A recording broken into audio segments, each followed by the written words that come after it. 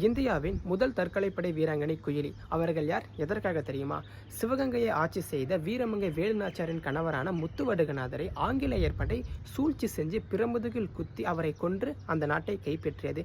இழந்த நாட்டை மீட்க வேண்டும் என்று வேலுநாச்சியார் அவர்கள் போர் தொடுத்து செல்லும் பொழுது அவர்களது நெருங்கிய தோழியுமான படை தளபதியுமான குயிலி அவர்கள் அன்று எடுத்த முடிவுதான் இன்று வரை அவருக்கு வரலாற்றில் நீங்காத இடமாக உள்ளது. அப்படி என்ன முடிவு எடுத்தார்?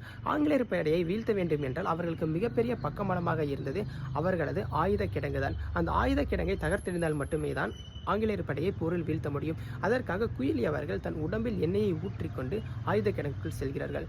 சென்ற போது தன் உடம்பை பற்ற வைத்தது மட்டுமில்லாமல் ஆயுத கிடங்கியை சுக்கு நூறாக உடைத்து எறிகிறார்கள்.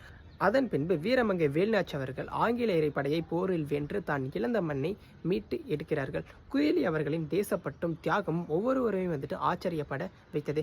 தமிழர்களாகிய நாமல் குயிலியின் அவர்களை தியாகத்தையும் தேசப்பற்றையும் கட்டாயமாக தெரிந்து கொள்ள வேண்டும். ஒரு ஆண் ஒரு பெண்ணையும், ஒரு பெண் ஒரு ஆணையும் நேசிப்பது மட்டுமே காதல் கிடையாது. தான் பிறந்த மண்ணை நேசிப்பதுமே தலை சிறந்த காதல்.